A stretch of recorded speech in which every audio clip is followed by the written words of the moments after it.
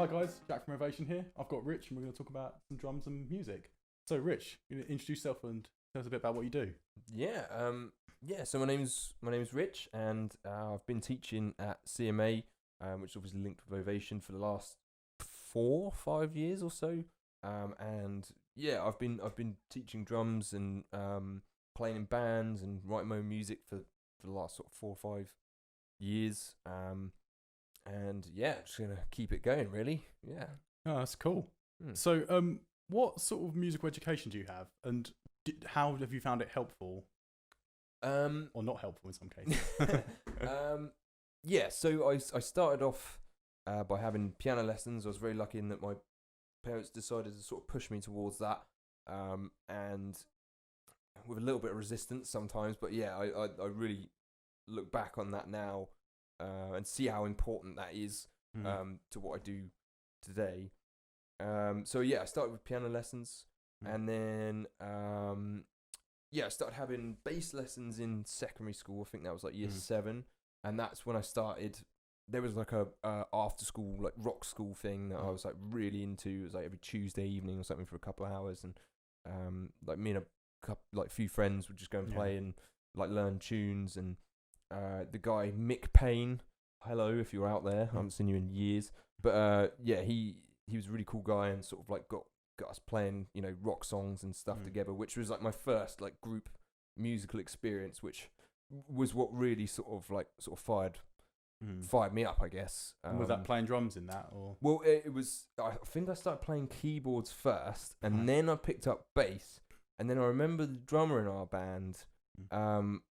I remember like watching him playing and thinking like, oh, I think I'd actually be pretty good at that. So I like tried it, and I was all right. And then sort of stuck to that. But that was like when I was about 15, 14 or 15. So I was playing piano first, then bass and a bit of guitar, and then drums like later on. And then I went to college and studied. I did music tech as well as a few other things. And then went on to do my degree at Chichester Uni. In music. So that's my formal education. What because you mentioned there you started off playing other instruments. Do you think that helped give you a better approach to drums? Definitely. It's difficult to explain why it gave me a better approach to drums, but I definitely feel if you're just playing drums, you think on a purely rhythmic basis, I think. Whereas if you play, you know, harmony instruments or melody instruments, you're going to have that sort of influence on your playing as well. So and that really comes into play when you look into like jazz and stuff like that, and how melodically a lot of like jazz drummers will play. You know, it's like it sounds like they're playing melodies on the drums, which is something that a lot of drummers don't look into. Is the sort of harmony and melody side of things. And it's not to say that you can't succeed, you know, being just a drummer. You know, there's nothing wrong with that. There's plenty of people who, you know, have been professional drummers and been in amazing bands who probably don't understand a thing about harmony or melody. So it's not impossible, but it really does like open more doors for you as a player, you know. And if you want to make money out of music, then you need to have as many, you know, you have to have your fingers in all the pies, preferably. I think the thing, because as a guitarist, but obviously I played a bit of drums when I was younger. I've dabbled in it a bit every now and then. It's just nice being able to explain to a drummer, either on a composition or a cover or whatever, just be able to say, even if I can't play it, I can sort of say what I want and describe things in a helpful way. And I guess it can be a similar sort of thing the other way around. Like you can tell a guitarist or a bass player what you want, as opposed to just being like, oh, I don't like that. Can you do something different? Exactly. It helps with the communication for both sides, I think, if you understand.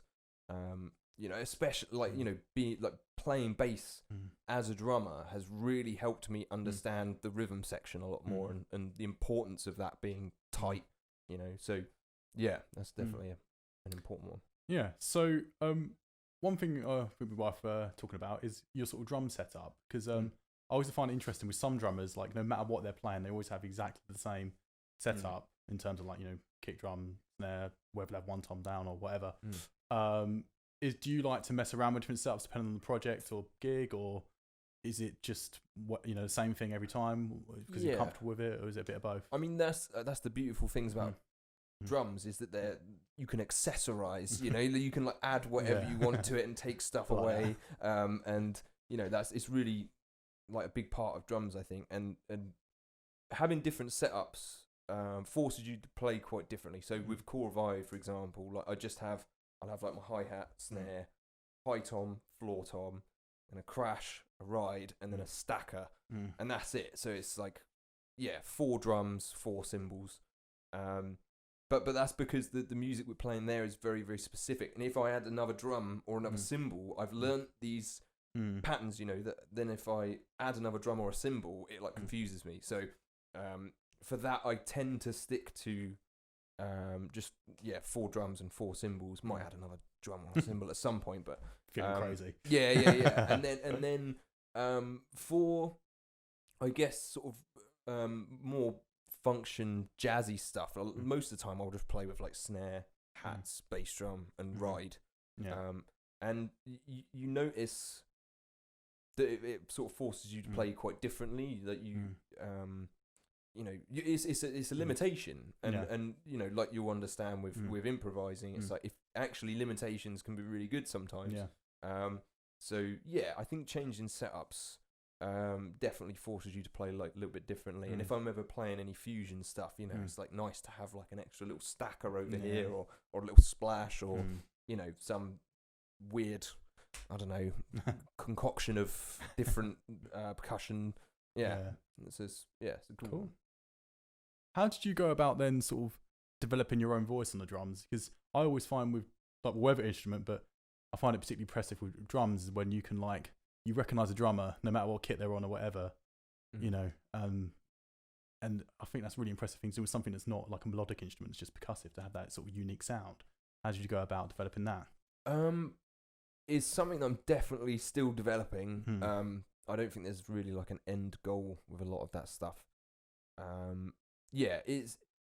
I guess it comes from like developing your own ideas as opposed to other people's ideas. So there's a really good quote from Kenny Werner's Effortless Mastery book, which is it's something along the lines of imitation before innovation, which I think is a really good point, because it's before you are innovating and creating unique music that no one's ever heard before, like you have to get your language from somewhere, so like and you can hear it when you listen to certain players.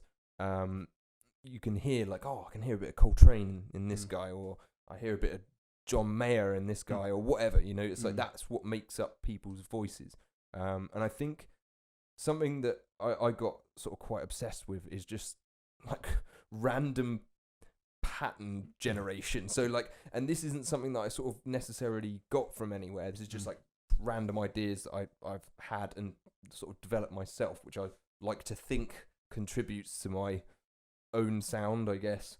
But when you have these ideas, or if a teacher gives you like a specific exercise to go and practice, instead of just learning like that one exercise, you're like, okay, so I've learned this exercise now, like what can I do to it? How can I make this my own? And kind of elaborate on it in a way that no one else has before. That's what, and you're exploring those little niches then that haven't been explored. Those avenues of pleasure to have a look at. It's quite. Does that then you find like help you sort of inspired into your own playing? Because I swear every time I see you play, you're doing something different in terms of like your setup or like a feel or something like that. There's always something quite different about what you're doing.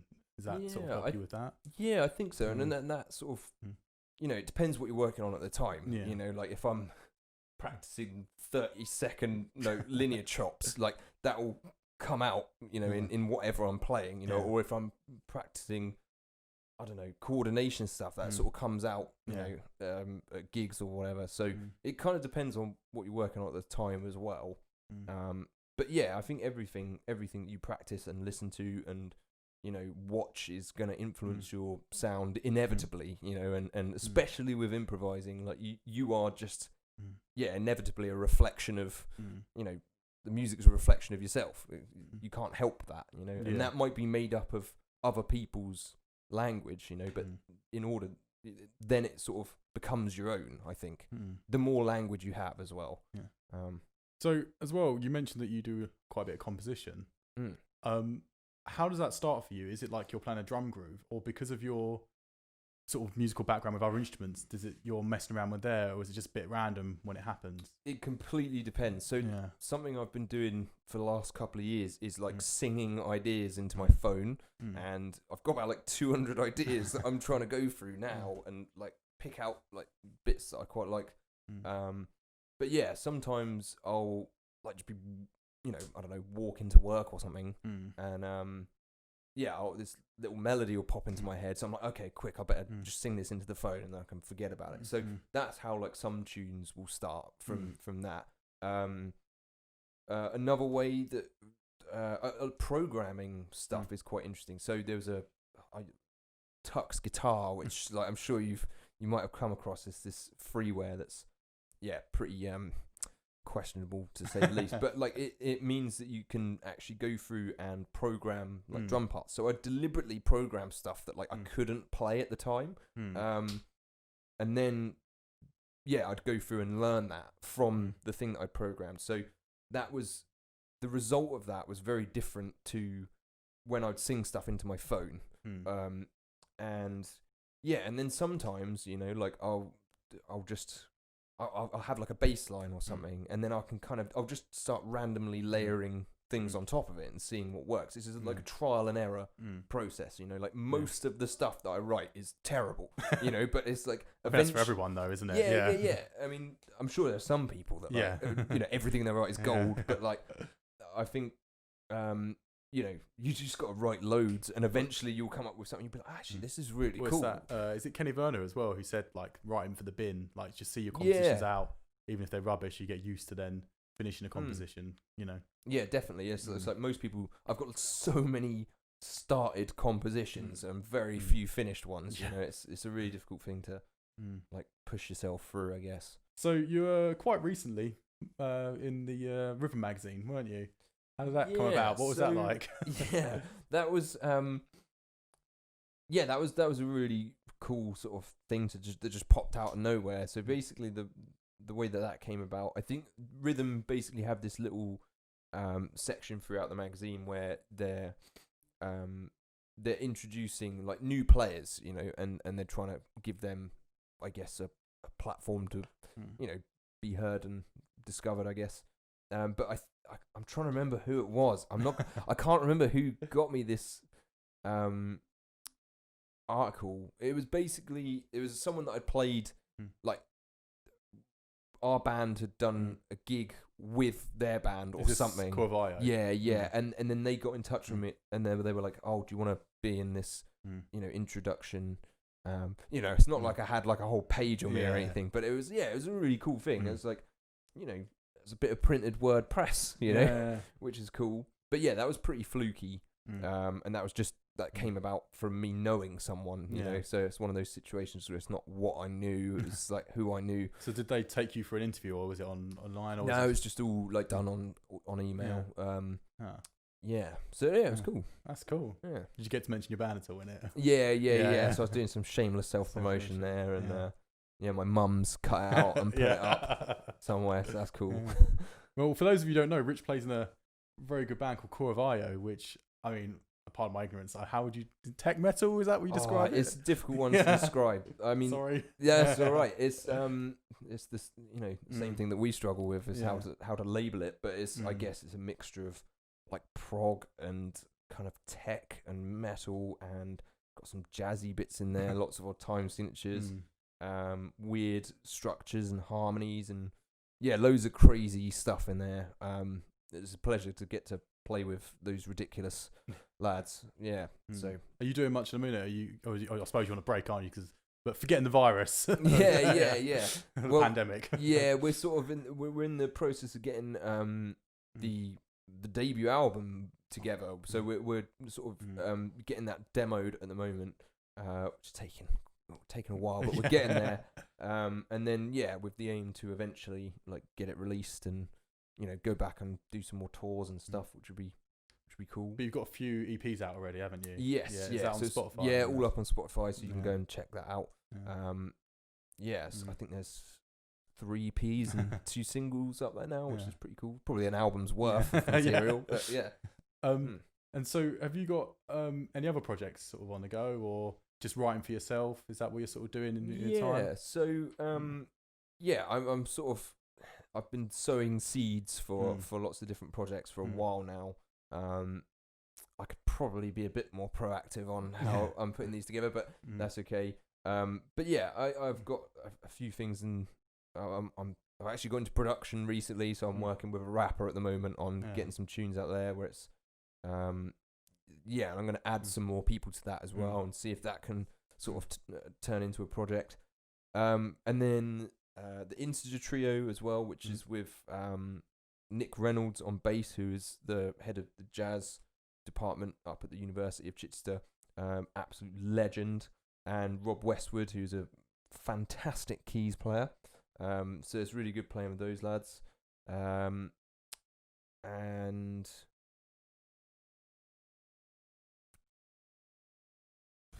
yeah, I think that's So probably about busy it. guy though, if you're doing that right and playing on those bands and balance and all that. It's lots of like sowing seeds at the moment. Yeah. Like it takes a long time, especially with original music, definitely. to get it off the ground.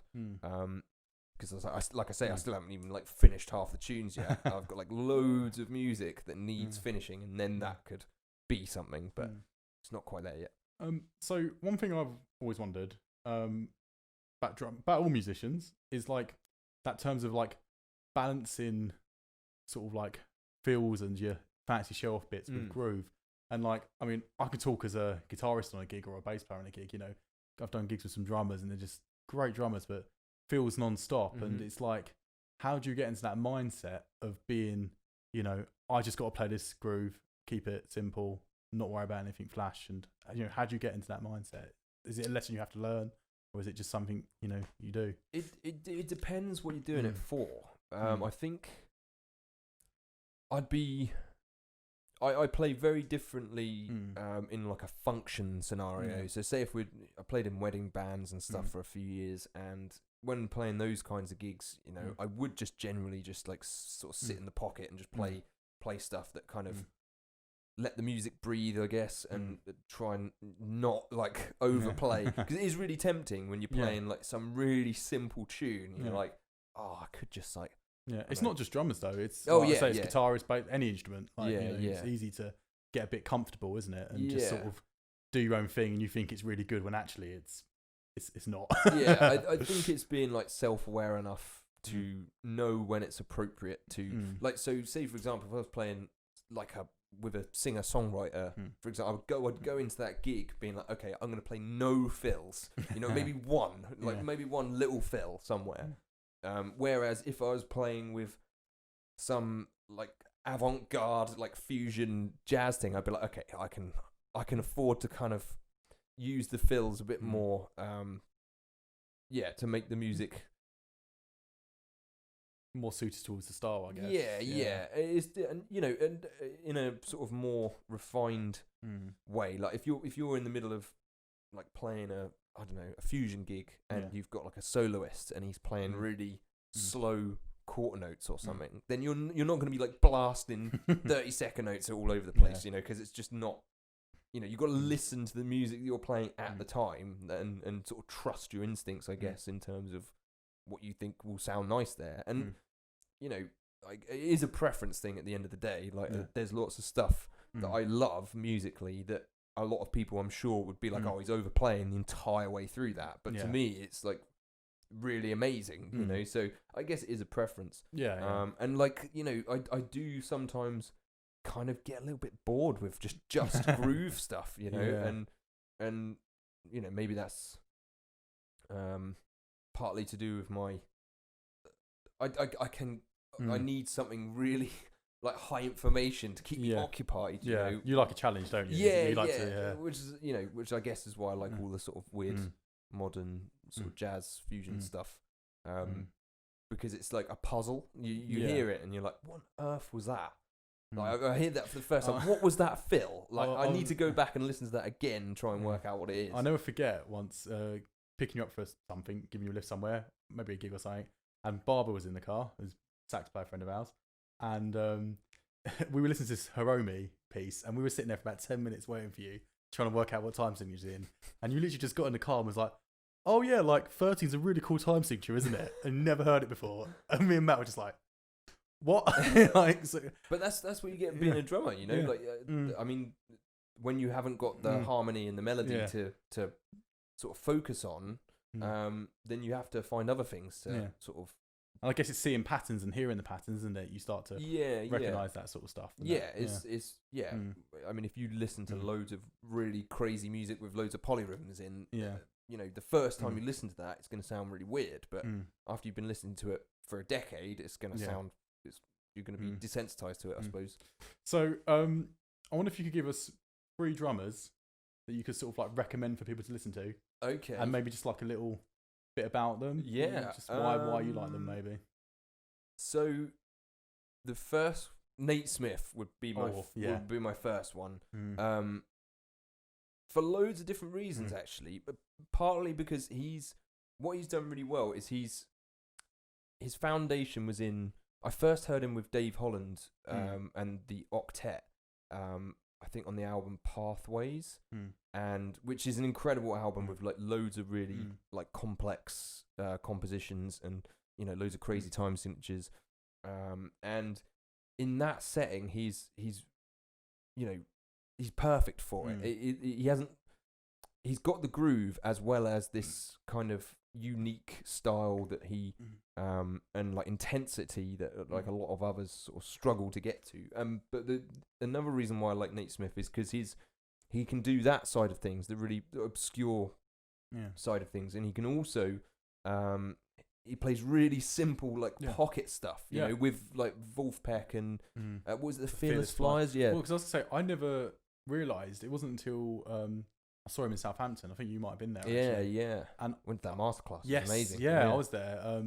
And I didn't actually realise that he came from a jazz background because he played with Pat Metheny and stuff as well. Yeah. I always just sort of knew as like this pocket funk drummer. Like, I was just like, this is amazing. But that's it. But that side of it, the pocket funk side of things, has mean that he's turned up on so many more people's radars. Yeah. You know, I guess the audience of really obscure fusion jazz is quite small. Whereas like, you know, Wolfpack and the Fearless Flyers and all those guys are like packing stadiums. Yeah. So probably a good move on his part. Make more money. Yeah.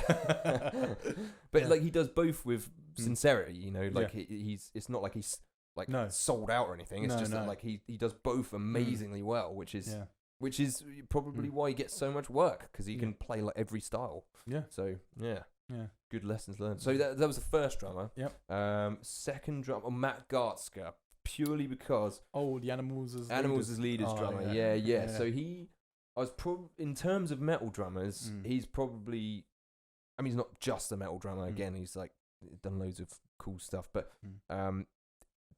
Animals as Leaders are probably the bands that I've listened to most obsessively from the sort of heavy genre. Also, he's a really great teacher as well. There's he's got some Drumeo stuff up there, and if you know, any of you haven't checked out Drumeo, then go and check it out, because it's just a really good educational resource. But he did a really good masterclass on there, and I watch a lot of these Drumeo videos where like these amazing players, but they like struggle to kind of articulate like exactly how to practice certain things, and Matt Gartzker does that amazingly well.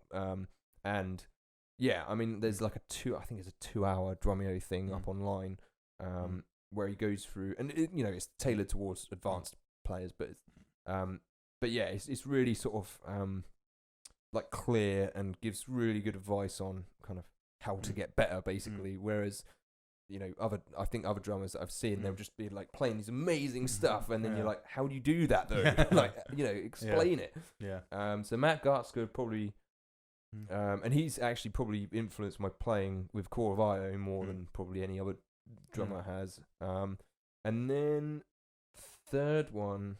Sorry, I was just going to say on Matt Gartzker, is it right that, because the first Animals as Leaders album or two didn't have a drummer, and he had to hassle them a little bit to record them because you used to play with them live. Is that right? I don't know the exact. Yeah. I think they'd programmed the first album. I think. Okay. And then they had another guy that I can't remember the name of. Right. Okay. That I think did live shows for a bit, and then I think Matt Gartzke came in on The Joy of Motion, that album, That's which great is album. just it's unbelievable. Yeah.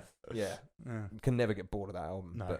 But even if you're not like massively into metal, or whatever you want to call it, like the compositions are so interesting and so well crafted. It's not like your stereotypical metal with black eyeliner and leather jackets. It's not like that. It's very different. Yeah. So sorry, your third drum. Third drum. Yeah. Chris Dave. All right. I mean, I don't really know where to start. I think partly, like, I really like hip hop as well, and he is by far my favorite like hip hop drummer of all time. Did you play with Robert Glass? Yeah. So there's some really good like live concerts on YouTube of those guys playing. And again, he's like this really weird mix of like real awesome pocket groove stuff with like this really avant-garde, like just craziness on the other side. There's with the, I think it's Chris Dave and the Drumheads, I think it is. Right. But there's like a tune where there's like just two tunes being played at the same time. It's like, to most people that'd just be, I mean, that's pretty avant-garde. But then it will like go into some real nice like sort of wonky pocket groove. So when you watch their concerts, you get the whole spectrum is covered. From like nice to nasty. It's like the whole spectrum. But and he's just can play every style again, so he's a really interesting player and has a particularly interesting setup, where he's got these like two spiral crashes on each side, which is pretty cool, and loads of percussion. So he's So have you got any sort of advice that you would give to sort of any of our young drummers that might be wanting to turn professional, or not just the drummers, musicians in general? I think probably. And this isn't an easy thing to do, but like I think, but like believing that you can actually succeed at it, I think is the most profound difference I've noticed between people who make it and people that don't, and how it doesn't matter how like good you are or how gifted you are as a player. It's like I remember being in Back to the Beat Drum Academy when I was like back in I think late secondary school, and I was like the slowest learner in this group, and there was a guy in there called Neil who like would just kind of like pick stuff up instantly, and I was like, oh God, it's like so annoying that, like I can't do that. But like I remember I don't think he stuck with it, and I think for me, like I always kind of had this sort of like, no, I'm gonna keep pushing this. It's like I will eventually get there. Like there's long-term goals that I think a lot of people don't have these days.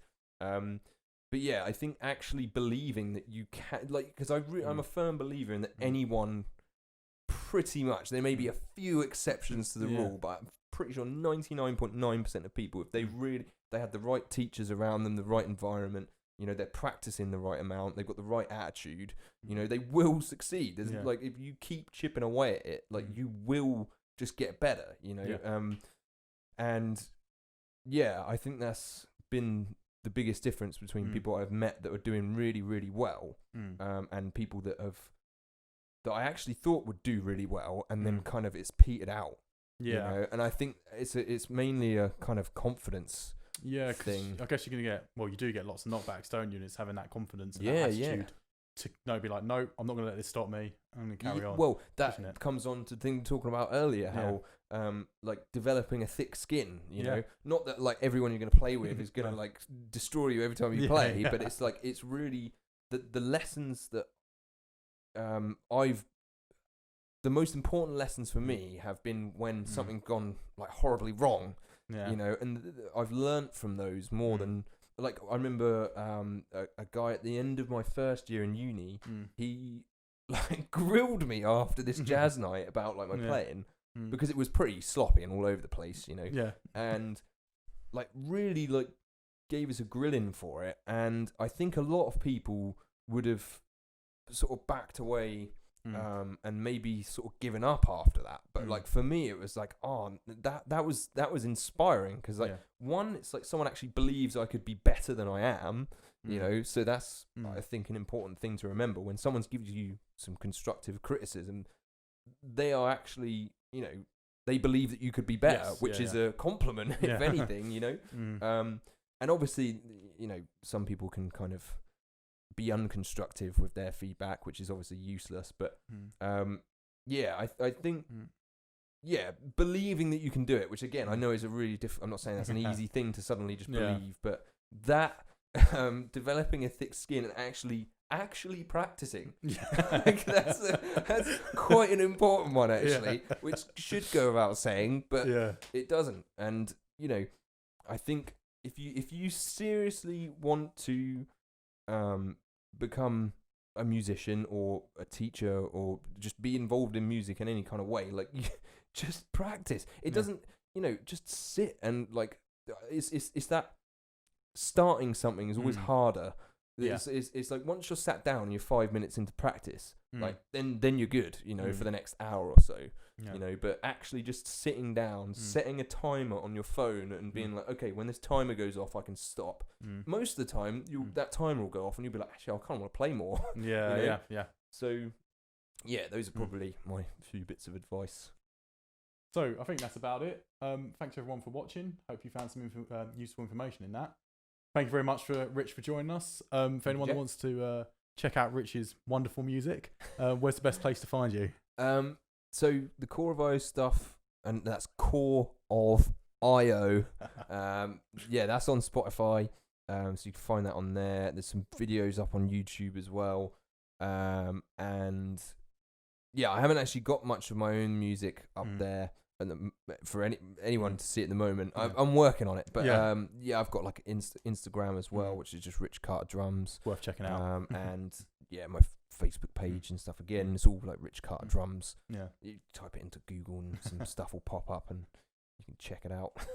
Well, brilliant. Thanks for joining us, Rich. Cheers. Thank you very much.